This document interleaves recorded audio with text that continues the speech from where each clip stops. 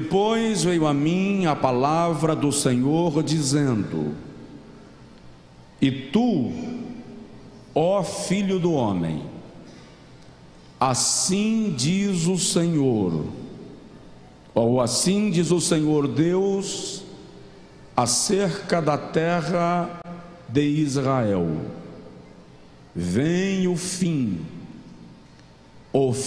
vem sobre os quatro cantos da terra. Amém. Eu estava falando para os irmãos que da década de 70 eu não lembro, da década de 80 eu já tenho algumas memórias, que com muita frequência a igreja ouvia falar sobre o arrebatamento, sobre a vinda de Jesus para levar a igreja à sua glória.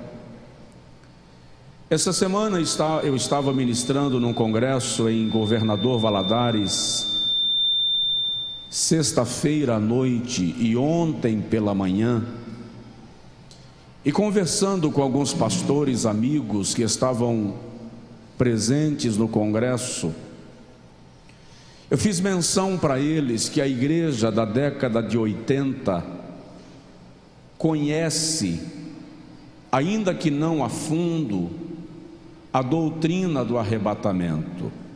Meu retorno mudou drasticamente, gente, pelo amor de Deus.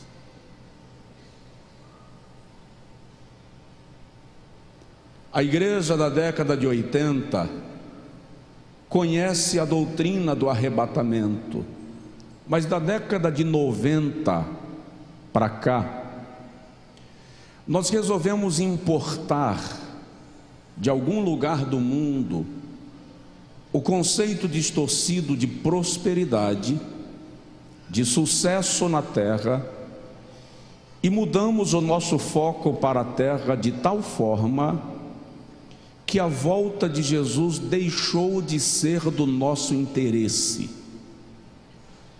Os acontecimentos estão anunciando que Jesus está prestes a voltar, e como nunca, a parábola das 10 virgens é muito real no nosso tempo, porque hoje, tanto as virgens loucas quanto as virgens prudentes estão de fato adormecidas, entretidas com o mundo, ocupados demais com a terra para querer o céu.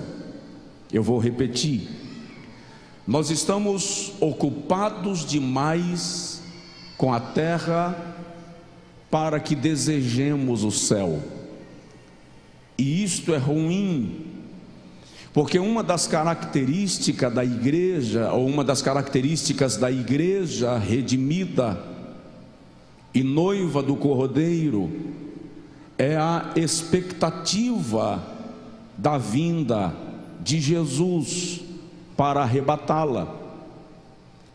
É muito interessante observar, o Senhor está usando Ezequiel aqui para falar com o povo de Israel da sua teimosia e da sua impenitência, da sua rebeldia, e usando o profeta, o Senhor começa a declarar a iminência da destruição daquela nação por conta do juízo divino que seria enviado, causando destruição, extermínio, desterro, cativeiro, por causa da sua desobediência e teimosia ao não ouvir nem obedecer à voz de Deus.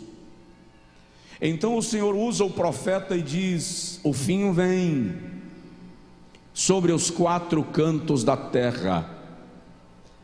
É muito interessante que desde centenas de anos a humanidade tem uma grande preocupação com o tempo do fim, No Salmo de número 39, o salmista diz: faze-me conhecer a medida dos meus dias e o meu fim, ó Deus, para que eu saiba quão frágil sou.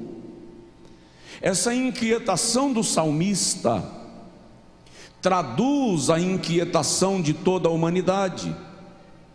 Um dia, os apóstolos levaram Jesus ao templo de Jerusalém, templo construído por Herodes, que pretendia ganhar a simpatia dos judeus, e por isso construiu um templo magnífico com mármore branco. A história diz que a quilômetros de distância, quem estava chegando em Jerusalém via o reflexo do grande templo construído por Herodes. E segundo a história, nas paredes do templo de Jerusalém haviam pedras que pesavam até 1 tonelada. Os apóstolos estavam encantados, era isto que Herodes pretendia: encantar e convencer os judeus de que ele era um bom governador para a província, e com isso inibir os manifestos e os movimentos de cunho político. Os discípulos, então, envolvidos por este encanto com a magnífica construção e arquitetura, levam Jesus ao templo e dizem: Senhor, olha a beleza desta construção. Quando Jesus visita todo o templo e conhece e reconhece, ele desmonta esse encantamento dos seus apóstolos, quando ele diz: não vede tudo isto? Não ficará aqui pedra sobre pedra que não seja derribada. Na saída do templo, os apóstolos o cercam e dizem: Senhor, dize-nos, quando se darão estas coisas? Que sinal haverá da tua vinda e do fim do mundo? Veja que a preocupação dos apóstolos não era quando o templo seria desmoronado, que seria logo após, no ano 70 depois de Cristo, quando o general Tito invade Jerusalém e destrói o templo outra vez. A grande preocupação deles não era a queda do templo, era com o fim do mundo. E parece que Pedro, o apóstolo, não tem muito interesse em diminuir esta nossa expectação, porque no capítulo de número 4, versículo de número 7, da sua primeira epístola, ele escreve e diz: já está próximo o fim de todas as coisas. Vocês estão me ouvindo bem? Está dando para entender? Ok? Já está próximo o fim de todas as coisas. Eu cresci, bem depois de Pedro, ouvindo uma expressão dos mais velhos, que dizia: 2000 inteirará, mas não passará. E lembro que no final de 1999, muita gente vendeu fazenda para gastar o dinheiro, sacou aplicações financeiras. Aliás, eu conheço gente que fez a última viagem de férias, porque na virada de 1999 para 2000 o mundo iria se acabar. Eu conheço gente que estourou o cartão de crédito. Os bancos se prepararam para uma pane do sistema por causa da mudança dos dígitos na contagem dos anos. Havia uma expectativa em relação ao ano 2000, mais 17 anos já se passaram e o mundo não se acabou ainda. E o detalhe é que essa expectativa dos mais velhos da nossa geração em relação ao ano 2000 não era uma preocupação barata. Cronologicamente, a cada 2000 anos em média da história da humanidade, ocorreu alguma coisa de impacto global. Nos primeiros 2000 anos da humanidade na Terra, ocorreu o dilúvio, e houve o extermínio de todos os povos antediluvianos. Mas 2000 anos se passaram, e no ano 5 antes da nossa era, ocorreu o glorioso, extraordinário, profetizado, esperado nascimento do Messias, Jesus Cristo de Nazaré, o Filho do Deus vivo, que veio para salvar a humanidade. Mais 2000 anos se passaram, e nós estamos vendo sinais claros de que o mundo está caminhando num processo de mudança veloz e numa direção perigosa. Todos os estudiosos concordam que os sinais que apontam para o tempo do fim já se cumpriram no nosso tempo. O que eu quero compartilhar com você nesta noite, e agora eu preciso ser mais breve do que eu pretendia, são sinais que caracterizam que este tempo que nós estamos vivendo é o tempo do fim.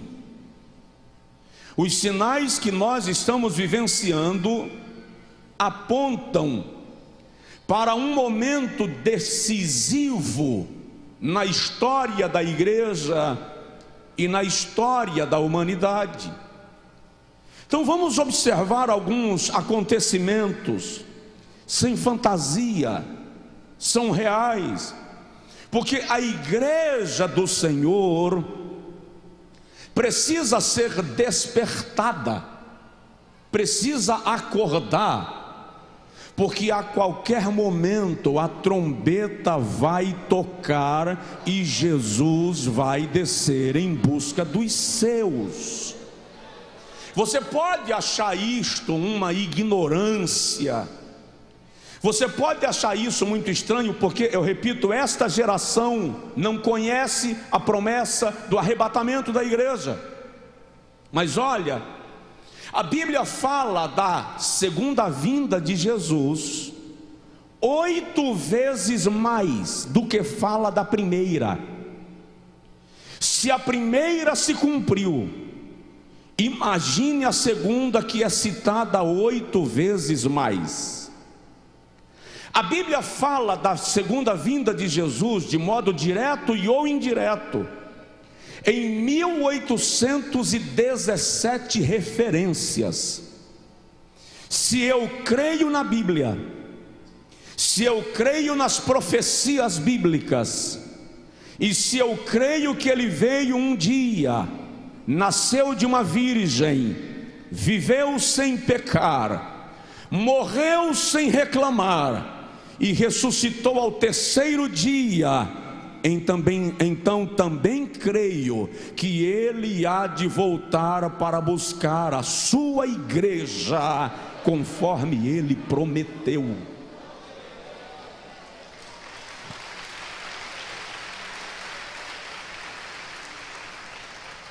Então, vamos observar que nós estamos no tempo do fim. Primeiro sinal que eu quero pontuar contigo nesta noite é o aumento considerável da corrida tecnológica. O aumento considerável da corrida tecnológica. Se o irmão analisar isto, vai perceber que o celular que está no seu bolso, na sua bolsa, 30 anos atrás, era ficção científica. Nos filmes da década de 90, é que se pensava em conversar com alguém em outra cidade, olhando na tela e vendo o rosto desse alguém.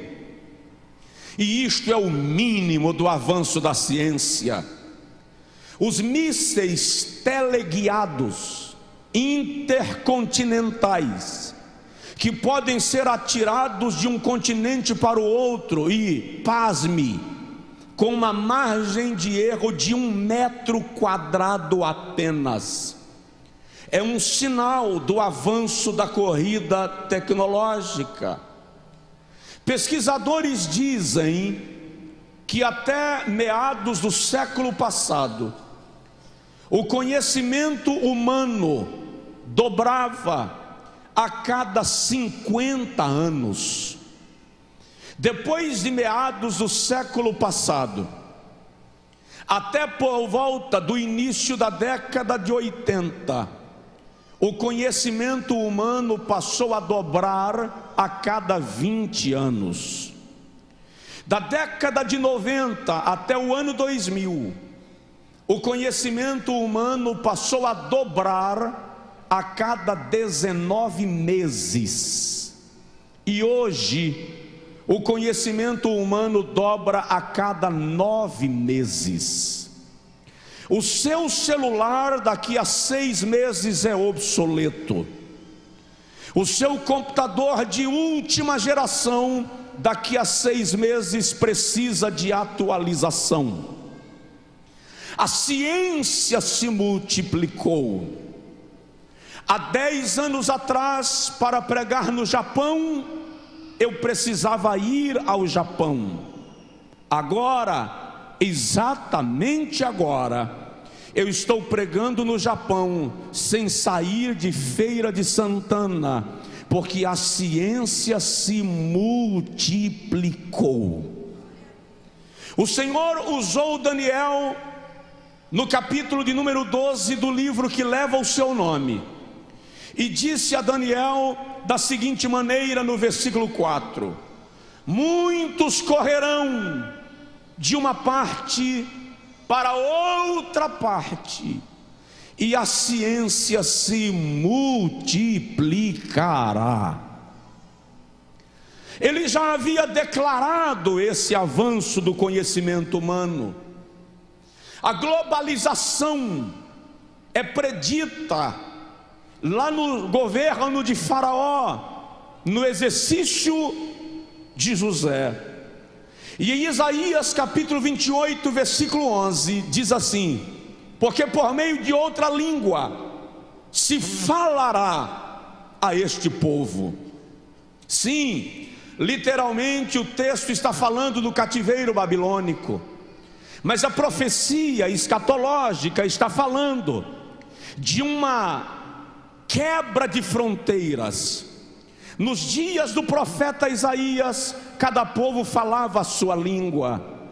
O que Isaías está profetizando é um avanço do conhecimento, de tal forma que os idiomas se confundirão, se misturarão, e nações falarão idiomas diversos e se comunicarão por meio de outras línguas. Profeta Amós, profetizando no capítulo 8, diz: e os homens andarão de mar a mar. Ele está falando da velocidade das viagens. Nos dias de Amós, capítulo 8, os homens andavam a cavalo. Eles não atravessavam de mar a mar. Hoje, eu consigo jantar na Europa e tomar café da manhã em casa. Eu consigo almoçar em casa e jantar nos Estados Unidos, porque os homens andarão de mar a mar. A ciência se multiplicou. Já é comum nos países de primeiro mundo o camarada não sair de casa mais, nem para fazer a sua feira de supermercado, porque ele compra em casa, paga no cartão, recebe na porta. O que está sendo planejado na indústria robótica, o que está sendo planejado no que tange a procedimentos cirúrgicos. Outro dia estive visitando um membro da nossa igreja que passou por um procedimento cirúrgico melindroso, e o procedimento cirúrgico foi conduzido por um robô, porque a ciência se multiplicou, e se multiplicou de maneira veloz, e isto indica que nós estamos no tempo do fim. É um sinal claro que a igreja não permanecerá na terra mais por muito tempo, porque Jesus vai voltar para levar a sua noiva à sua glória, e só quem crê pode dizer glória a Deus, aleluia, louvado seja Deus. Segundo sinal que caracteriza que nós estamos no tempo do fim, são fenômenos na natureza. Fenômenos na natureza. No Evangelho segundo Lucas, capítulo de número 21, versículo 25 e 26, Jesus diz assim: e haverá sinais no sol e na lua e nas estrelas, e na terra angústia das nações, em perplexidade por causa do bramido do mar e das ondas. Homens desmaiarão de terror na expectação das coisas que sobrevirão ao mundo, porquanto as virtudes, as potências, os poderes do céu serão abalados. Preste atenção nisso. Jesus declara sinais no sol. Se está uma notícia velha, a ciência declarou que o sol está envelhecido. O nosso sol está envelhecido, e ele está entrando num processo de aquecimento. E a temperatura da terra nos últimos anos já aumentou 3 graus. Nos próximos anos ele aumentará até 4 graus mais. E a declaração da ciência é que o sol, o nosso sol, vai entrar num processo de bombeamento, tipo enche e esvazia. Algumas regiões vai sofrer enchentes intermináveis, outras regiões vão sofrer secas trágicas e mortais, porque haverão sinais no sol e na lua. Nunca na história houveram tantos eclipses lunares como nesta geração.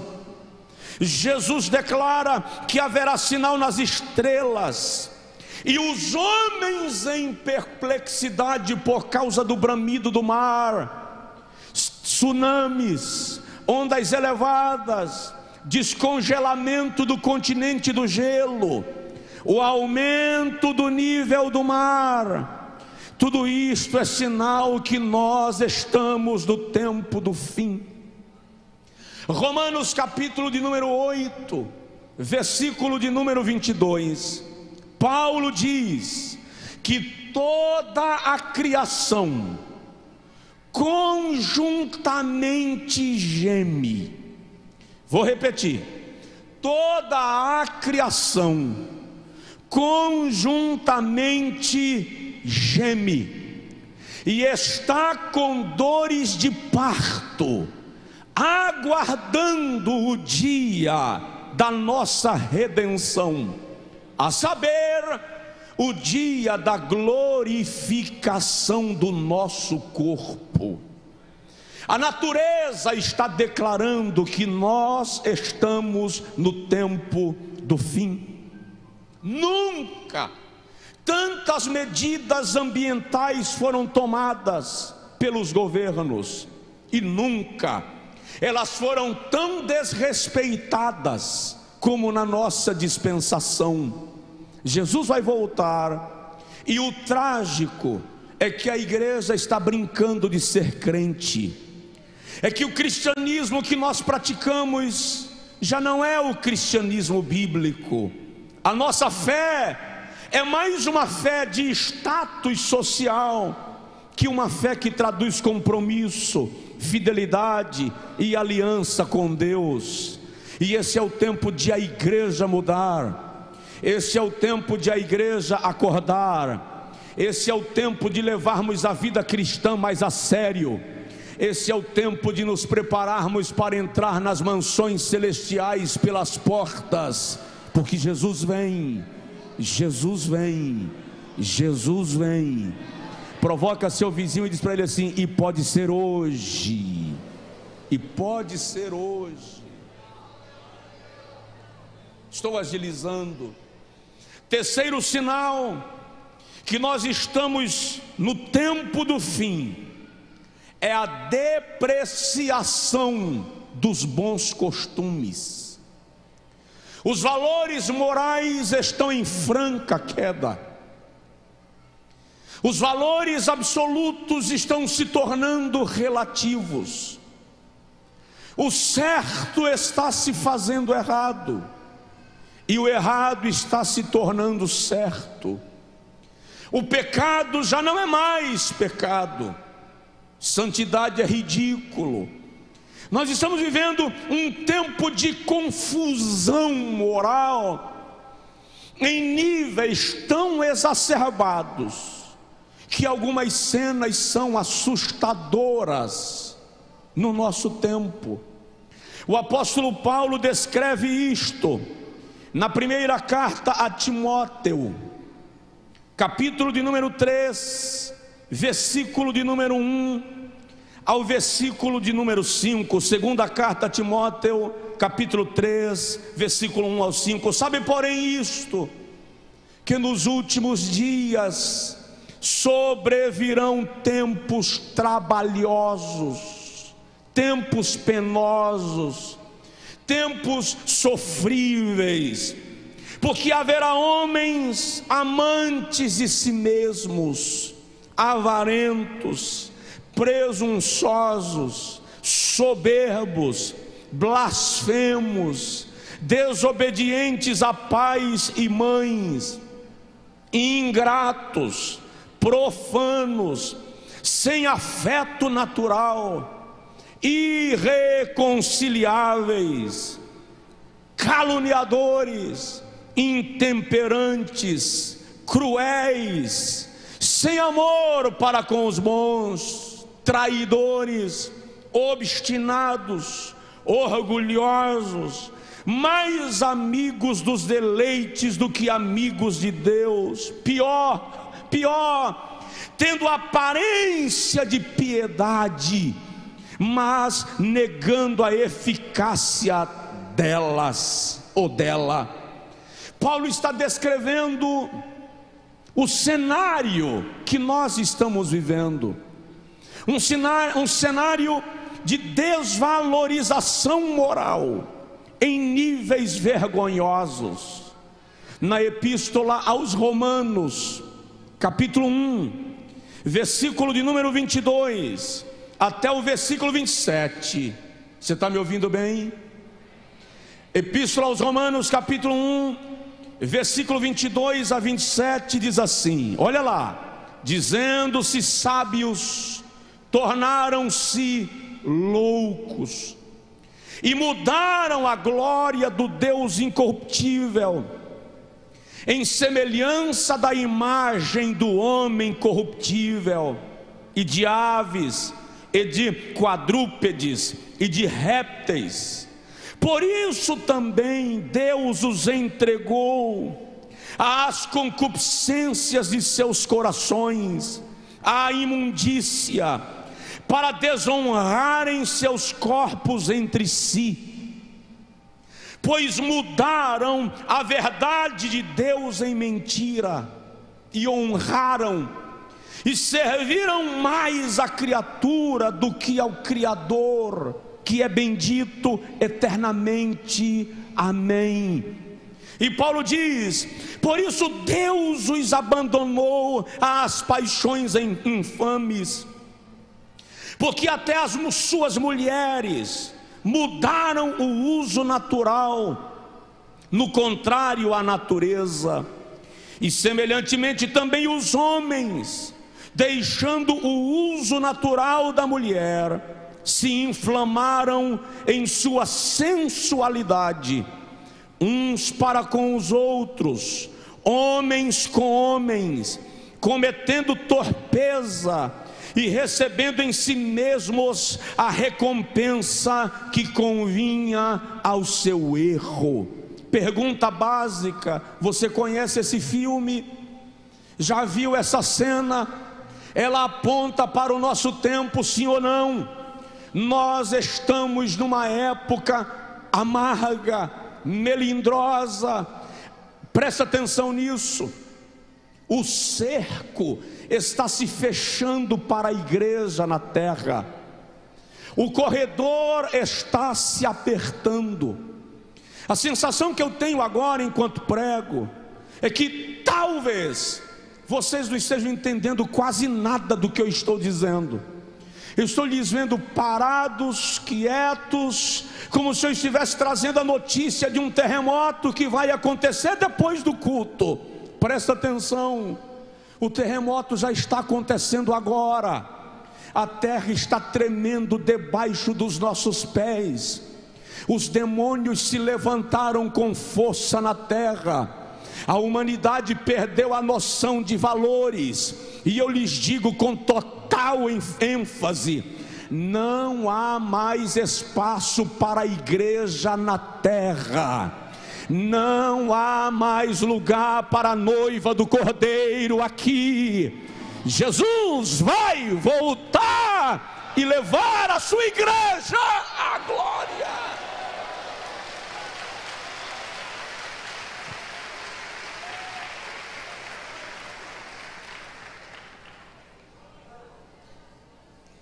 Um pai de família hoje não consegue mais assistir a televisão tranquilo com a sua filha adolescente, com o seu filho adolescente. Estão tentando defender uma prática de abuso infantil, que até um dia desse se chamava de pedofilia, agora estão chamando de arte. É interessante. Um menino de 16 anos não pode ser julgado e condenado pelos seus crimes, mas querem que um menino de 4 anos tenha direito de decidir a mudança do seu sexo. Não tem maturidade com 16 para responder pelos seus crimes, e tem maturidade com 4 para decidir mudança de sexo. Ou seja, o mundo está em reverso.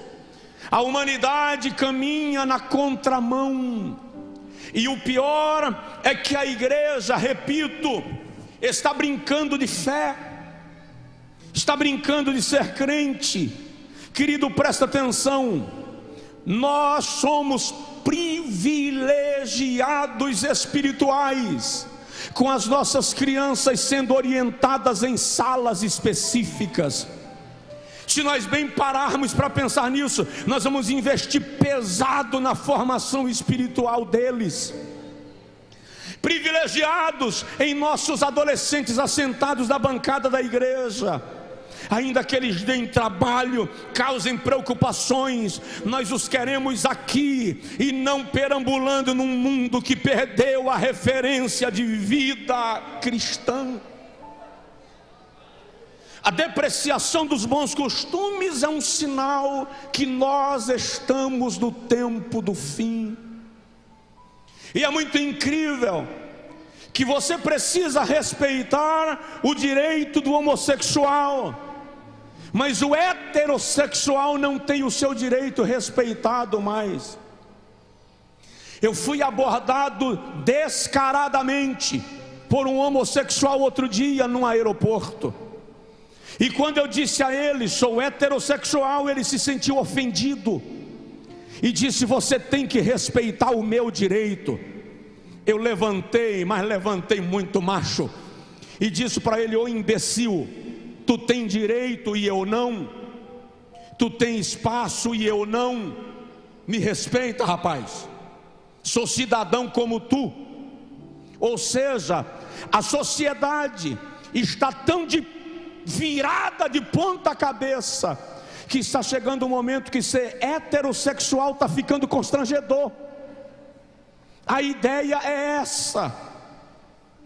Infelizmente, eu cheguei em Lisboa com o pastor Miguel e perguntei para ele, você reservou 2 quartos de hotel? Ele disse, não senhor, reservei só um. Eu disse, tu vai ver, a recepcionista vai perguntar se a gente quer uma cama de casal. Pastor Miguel fez assim, aonde? Eu disse, tu vai ver. Quando estávamos fazendo o check-in, a recepcionista perguntou, vocês querem uma cama de casal ou 2 camas de solteiro? Eu olhei para Miguel e disse, eu te falei, Branquelo, sem ser racista, tá?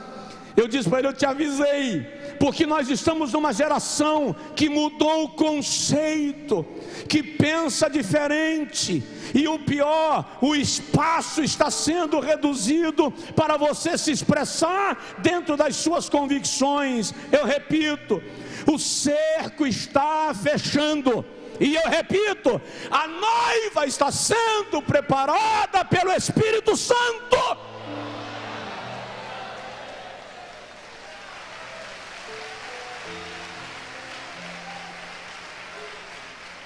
Aleluia.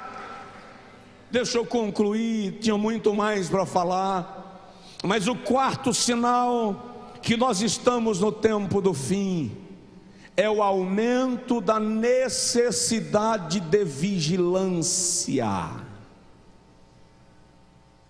Dá um toque no seu vizinho, fala com ele assim, vigia mais. Vigia mais. O diabo não está vindo com chifres, cauda com uma seta na ponta e presas proeminentes lançando fumaça das narinas. Nós estamos convivendo com o diabo em tempo real, só não estamos percebendo. A igreja precisa vigiar mais. Provoca seu vizinho e diz para ele assim, vigia, irmão.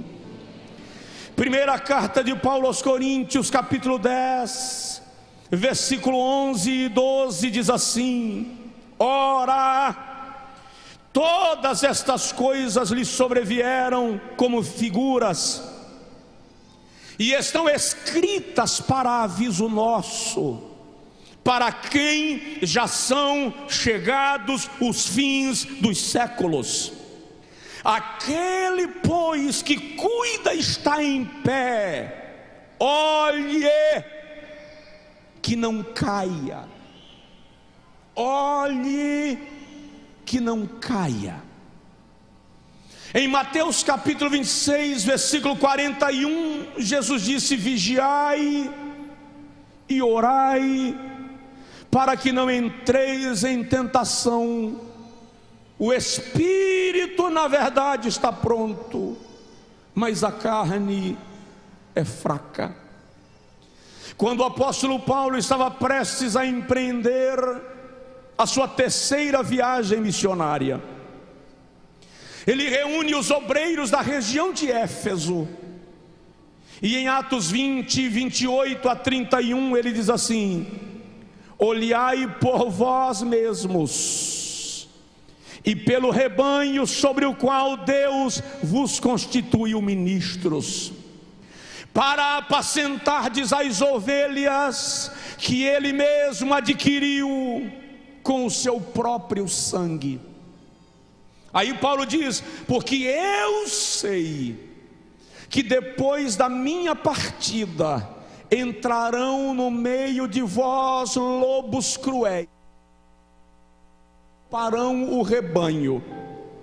E dentre vós mesmos se levantarão homens presunçosos, querendo atrair discípulos após si. Aí Paulo diz: vigiai, e não vos esqueçais que por 3 anos não cessei, noite e dia, de admoestar com lágrimas cada um de vós. Esse é tempo de vigilância absoluta. Cuidado com as armadilhas das facilidades. Cuidado com o cristianismo sem cruz. Cuidado com a santidade sem normas. Cuidado com a Bíblia que não é aplicada. Cuidado com a religião sem a experiência com Deus. Cuidado com esta fé que não prega compromisso.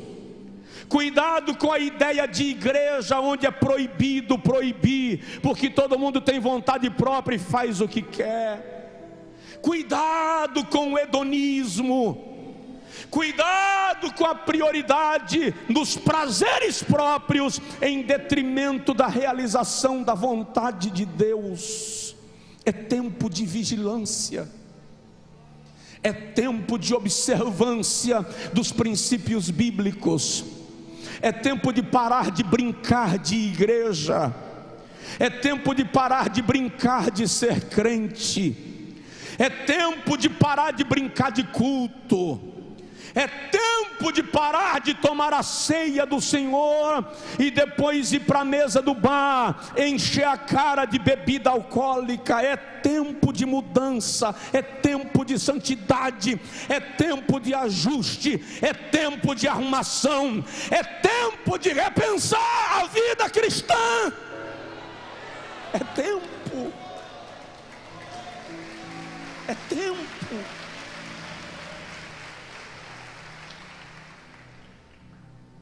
Não dá para pensar que porque eu estou longe, eu estou livre. Presta atenção. Quem age por conveniência, na hora de fazer uma besteira, olha para os lados. Quem age por princípio, na hora de fazer uma besteira, olha para cima. Eu não preciso ser visto por alguém, basta eu entender que eu estou ao alcance dos olhos do Todo-Poderoso. Tempo de mudar. Nós estamos vivendo tempos do fim. Vigia, vigia, vigia. Pedro diz: sede sóbrios, vigiai. O diabo, vosso adversário, anda em derredor, bramando como leão, buscando a quem possa tragar. Vigia. Diz assim o pastor Josué. Fala aí, pastor Josué. Para. Está bom. Deixa o resto para terça. Deixa eu falar mais 2 coisinhas contigo e eu encerro.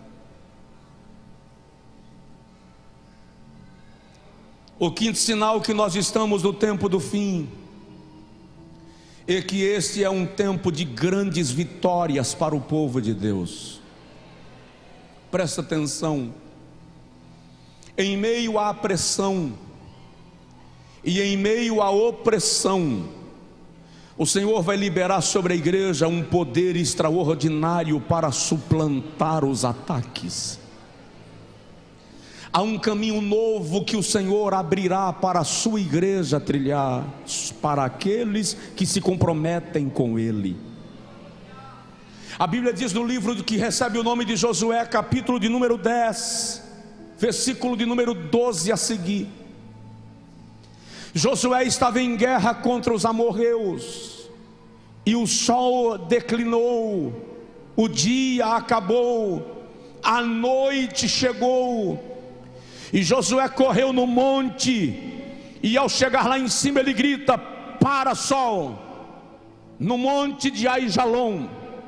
Lua, detente no vale de Zebulon.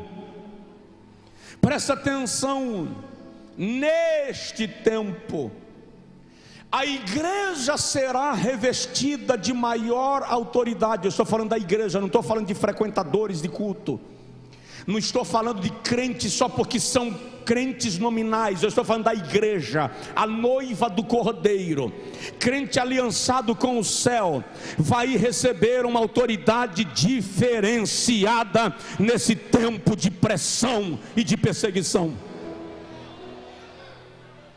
O Senhor vai liberar sobre a sua igreja experiências extraordinárias de vitória. Uma autoridade diferenciada virá sobre aqueles que se aproximarem mais de Deus.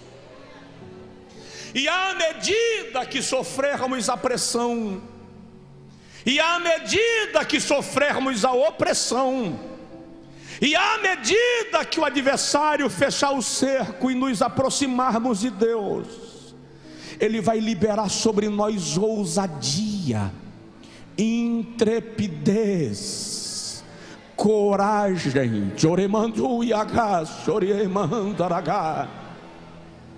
Deixa eu te falar, o Senhor vai tirar o teu medo, o Senhor vai tirar a tua covardia de proclamar o evangelho da verdade. O Senhor vai te capacitar com uma intrepidez tão extraordinária que quem olhar para você não vai te reconhecer. Lembra de Estevão? A Bíblia diz em Atos 6 que enquanto ele pregava, o seu rosto se transfigurou e ficou como o rosto de um anjo. Se prepare para ver Deus levantando profetas na terra, que enquanto pregam o rosto vai transfigurar. Haverá uma mudança da fisionomia pela autoridade de Deus que será liberada neste tempo.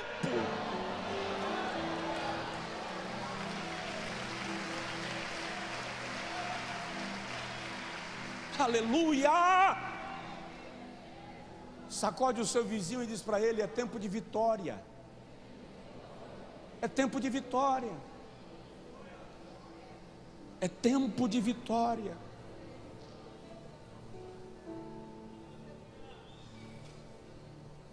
Penúltimo lugar, sinal do tempo do fim, derramamento do Espírito Santo.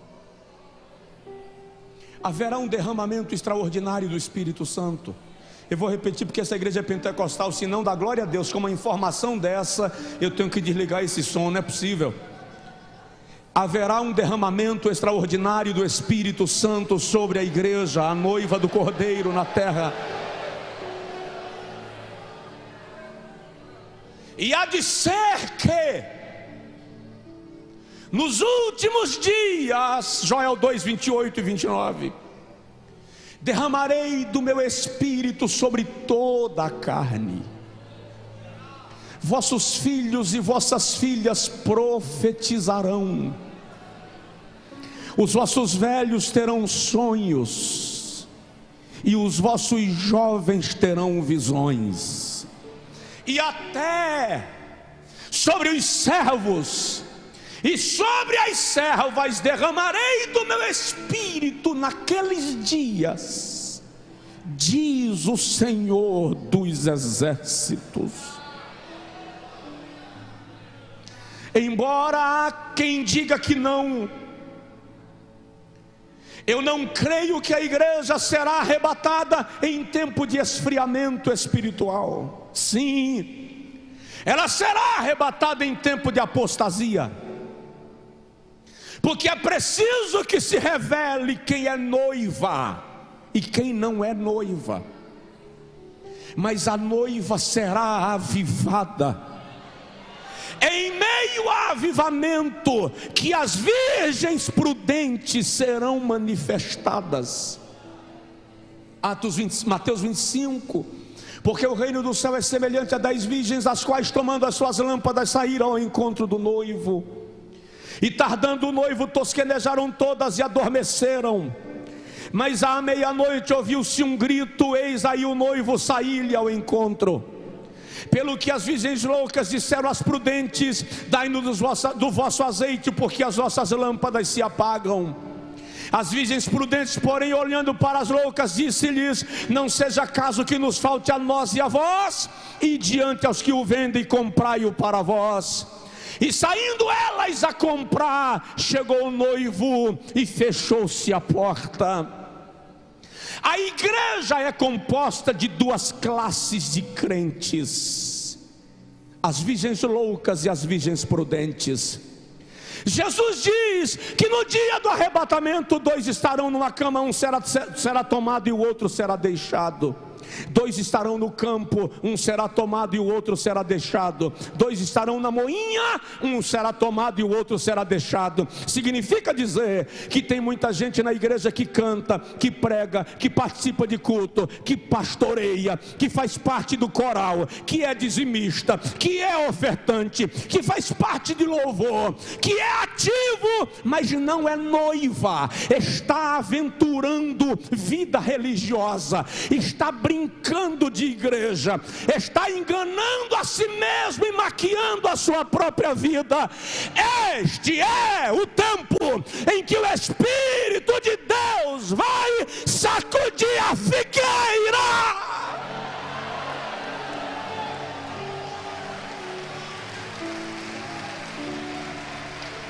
A figueira vai balançar, irmão. A figueira vai sacudir. Essa pressão doida está vindo para que nós definamos quem somos. Essa pressão está vindo para que a gente decida quem somos. Se nós somos noiva ou apenas aventureiros da viagem para o casamento. Porque não basta ir a um casamento, é preciso ter convite para entrar na recepção. Se você for à recepção e não tiver convite, alguém vai olhar na lista e vai dizer: seu nome não consta. E uma das marcas mais poderosas para definir a noiva é a presença do Espírito Santo, é a lamparina acesa. E tem muita gente que a lâmpada já apagou, ele está caminhando na luz, porque está iluminado pelo poste do vizinho. Enquanto o poste do vizinho está aceso, eu tenho luz na minha porta e não percebo que a minha lamparina já apagou. Mas quando o vizinho for retirado, então eu percebo que as minhas lamparinas estavam apagadas. Cristianismo Sem Fronteiras, Igreja de Feira de Santana, quem me ouve pela internet, a igreja precisa mudar. A igreja precisa se comportar como noiva. Segura lá, noiva, não é prostituta. A igreja é igreja, não é mundo. Jesus vem buscar a igreja.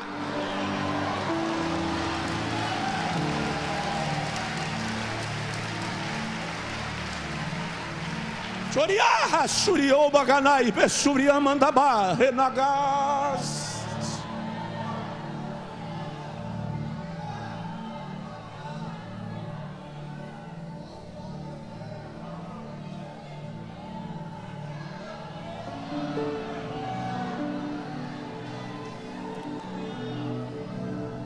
Serebaganagai, Osubi, Manzuya, Zuria, Ganebi, Havagai. O fim vem, o fim vem. Dizer para o seu vizinho: o fim vem. Acaia Kosui Hansuri me begai, Hasori o de Hansuri begai.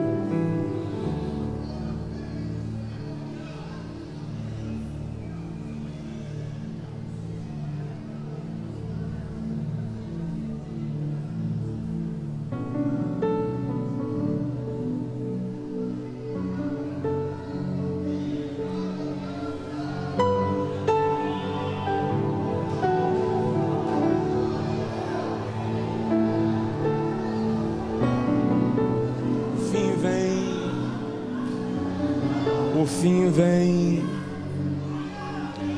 e o Espírito Santo está sendo derramado sobre a igreja. O Espírito Santo está sendo derramado sobre a igreja.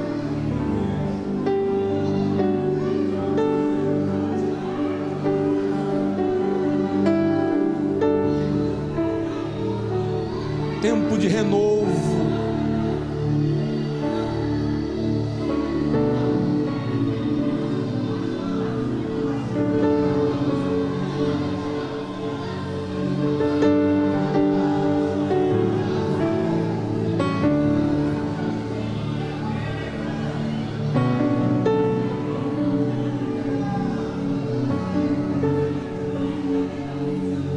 Tempo de renovo. Tempo de renovo.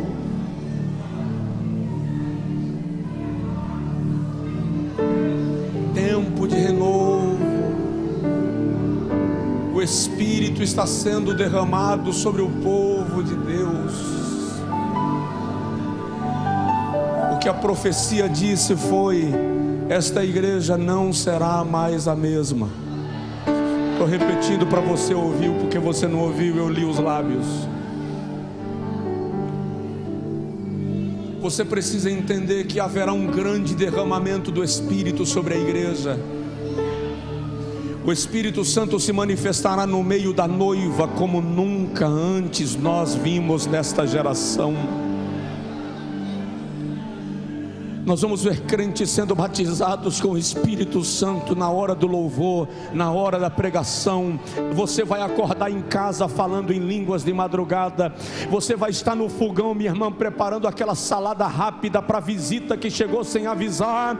E de repente o Espírito Santo vai se apoderar da tua alma com renovo e com alegria. Você, meu irmão, vai estar dirigindo, vai estar no seu escritório, no seu consultório, no andame de pedreiro, vai estar lá na sala de aula, e a sua alma vai vibrar em Deus. E você tem lugar que nem pode falar em línguas, porque os alunos estão na frente, mas a graça vai te encher, e a presença de Deus vai encher o lugar.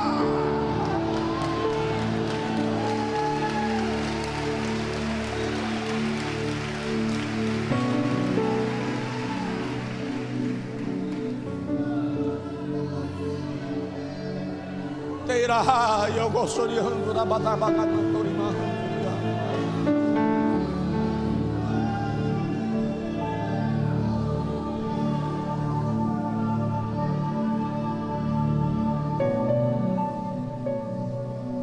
vou terminar. Esse é um tempo de aumento da esperança da igreja.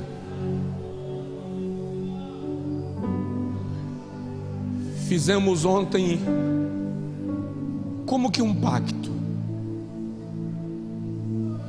que vamos no Brasil começar a voltar a pregar sobre arrebatamento,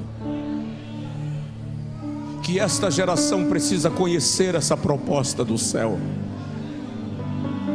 Vamos voltar a falar sobre a vinda de Jesus. Tito 2,14, aguardando a bem-aventurada esperança e o aparecimento da glória do nosso Deus e Salvador Cristo Jesus. Apocalipse 21:7, eia, demos-lhe glória, porque chegadas são as bodas do Cordeiro e a sua noiva já se preparou. Esse é o tempo, esse é o tempo, esse é o tempo.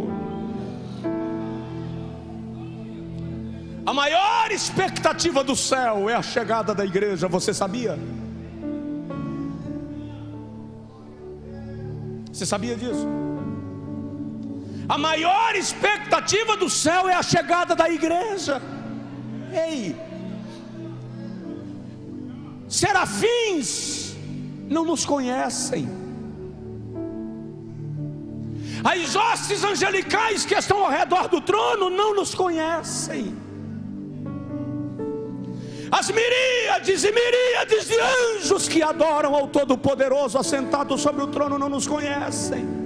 Eles sabem que Jesus foi enviado num tempo para resgatar um povo, e eles sabem que esse povo será levado para lá. Há uma expectativa com a chegada da igreja. Tanto é que a Bíblia diz, Salmo de número 24, uma profecia messiânica e escatológica. Os anjos cantam e dizem: levantai, ó portas, as vossas cabeças, levantai-vos, ó entradas eternas, para que entre o Rei da Glória. E alguns anjos vão perguntar: quem é este Rei da Glória? E os outros anjos vão responder: o Senhor dos Exércitos. O Senhor dos Exércitos, Ele é o Rei da Glória. Todo mundo aqui já foi numa cerimônia de casamento e sabe que a maior expectativa não é a chegada do noivo. A maior expectativa num casamento é a chegada da noiva. Eu chego em casamentos para celebrar e dizem: o senhor vai entrar pelo carpete. Eu vou, não tem quem convença. Outro dia a moça disse assim: ou o senhor entra ou eu disse: tu chama outro? Pode chamar. Não, o senhor pode fazer o casamento. O senhor entra e me espera lá no púlpito. Porque a entrada triunfal não é do celebrante. A entrada triunfal nem é do noivo. Por quê? Porque o noivo já está no altar. O noivo já está lá, gente. Vou preparar-vos lugar. Ele já está lá.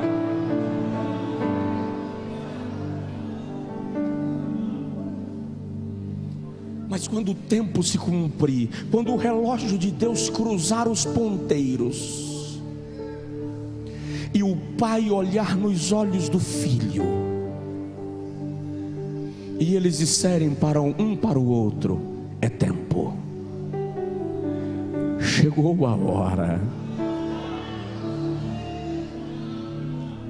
E o filho se levantar da destra do pai onde ele está sentado. Quando ele se colocar de pé, todo o céu saberá que chegou a hora.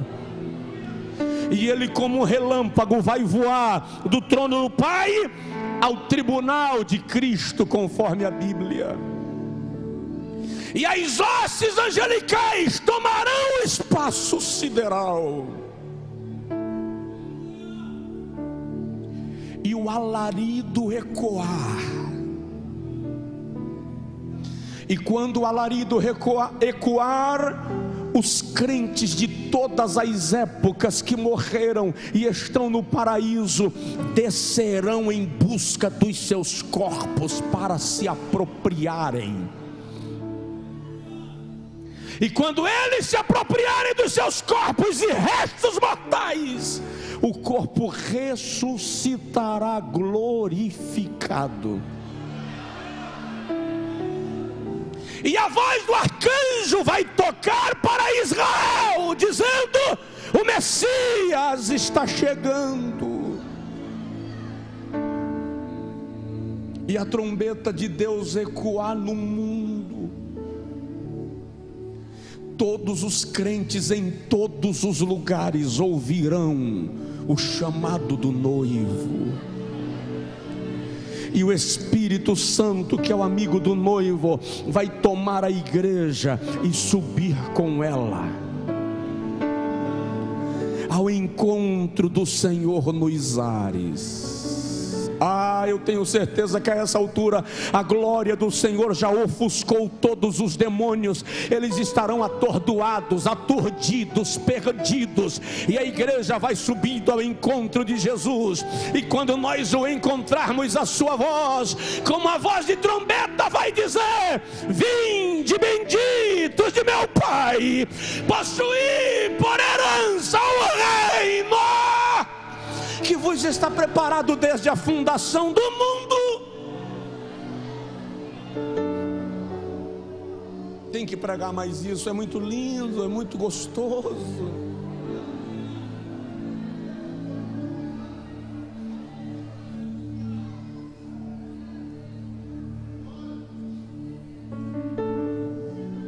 E em corpo glorificado seremos introduzidos no tribunal de Cristo. Isso a gente fala em outro momento. O fato é que a nossa esperança tem que estar viva. Você está aqui, mas você não é daqui. Fica de pé, por favor.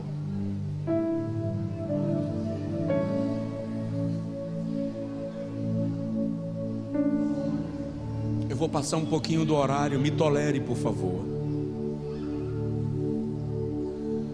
Você está aqui, mas você não é daqui. Jesus vem. Jesus vem. Jesus vem.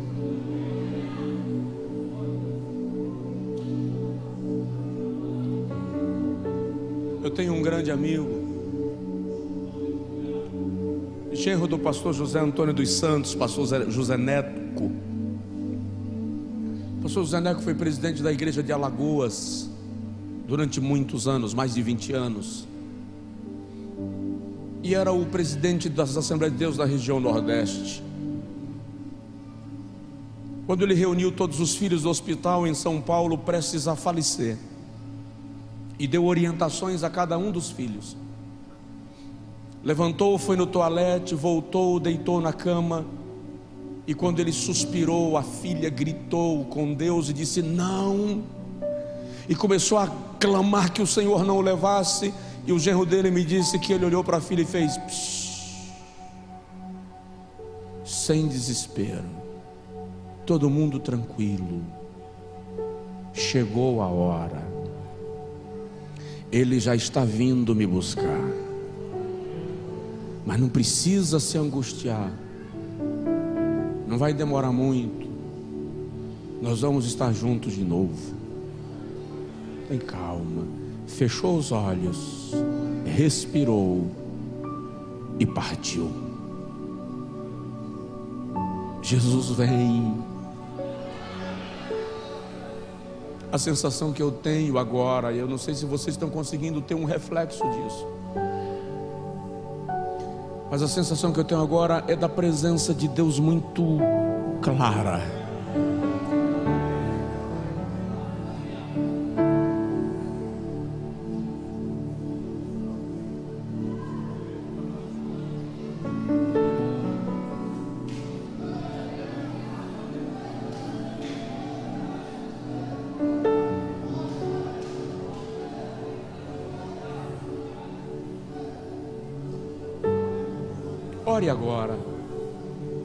Ore agora aí no seu lugar. Conversa com Deus e diz para Ele aí: toma minha vida, domina a minha vida, possui a minha vida, domina, enche, santifica. Diz para Deus: eu quero estar pronto, eu quero estar pronto, eu quero estar pronto. Pede para Ele envolver sua alma.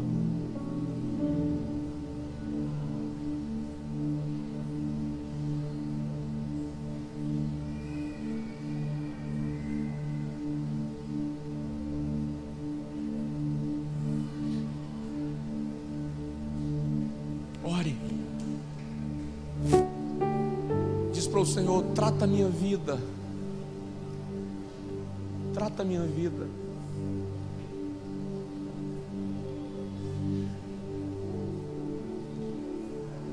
Se tem algo que você gostaria de dizer tão particular seu com Deus, diga agora.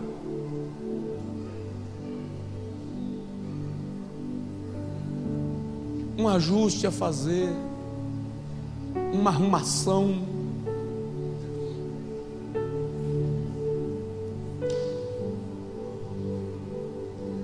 O céu é tão melhor.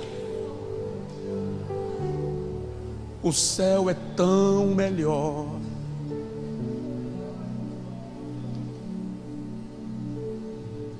O céu é tão melhor. Espírito de Deus, derrama agora sobre a tua igreja um sentimento de glória. Eu vou fazer um apelo diferente agora. Aquele irmão e irmã que não tem mais ou nunca teve certeza da sua salvação.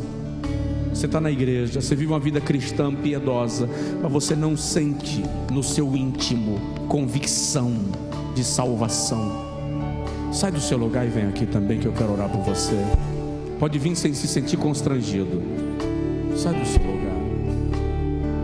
Vem. Eu não estou lhe convidando agora para entregar a sua vida a Jesus, você já entregou, mas você vive um desafio constante de dúvida, de incerteza, de medo. Tem mais gente, as pesquisas me dizem que tem mais gente. As pesquisas me dizem que 50 e alguns % dos evangélicos brasileiros não têm certeza de salvação. Sai do seu lugar, eu vou orar por você, para o Espírito Santo gerar isso na sua alma. Estou dizendo que você está em pecado, não. Não estou dizendo que você precisa aceitar Jesus de novo, não. Estou dizendo que eu quero contigo que o Espírito Santo gere essa convicção em sua alma, essa paixão em sua alma.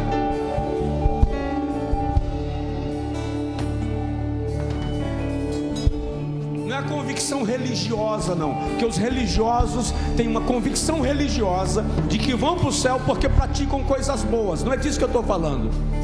Eu estou falando da certeza do Espírito Santo testificando dentro de você, que a despeito de você ser um bom moço, uma boa moça, um bom cidadão, uma boa cidadã, Jesus confirma na sua alma que Ele lhe salvou.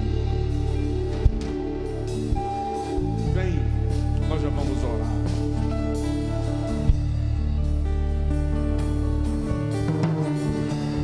Depois dessa oração a gente canta de novo esse louvor, toda a igreja cantando, toda a igreja declarando. Aí você não sai no meio do louvor, nós temos em seguida o ofertório e a conclusão do culto. Pai, aqui estão pessoas entregando a Ti os seus corações, atraídas a Ti pelo Espírito Santo. Eu quero pedir que o Teu Santo Espírito testifique no coração delas, confirme que eles estão sendo recebidos por filhos e filhas. Registra seus nomes no teu memorial, Senhor. Mas aqui à frente também estão irmãos e irmãs, piedosos, piedosas. Nos assentos, alguns que não quiseram vir, Senhor, por questões de reserva, de timidez. Fica com ele, fica com ele. Eu quero pedir, Senhor Jesus, que esses irmãos que enfrentam a dúvida acerca da sua própria salvação, que enfrentam um embate e quantas vezes Satanás lhes acusa, lhes ameaça e lhes constrange, oh Deus, proíbe o diabo de abordar os teus filhos e tuas filhas com dúvida. Proíbe o diabo, Senhor, de questionar a salvação dos teus servos, e faz com que o poder do Espírito Santo, a ação profunda do Espírito Santo em seu interior, confirme agora nos seus corações seus nomes do teu santo livro. O Espírito Santo confirma neles agora essa certeza com a renovação espiritual, que eles sintam um derramar tão extraordinário da tua presença nesta noite e saiam daqui cheios de ti, revestidos de ti. Confirma agora, porque está escrito que é o Espírito Santo que testifica com o nosso espírito que nós somos filhos de Deus. Em nome de Jesus, em nome de Jesus.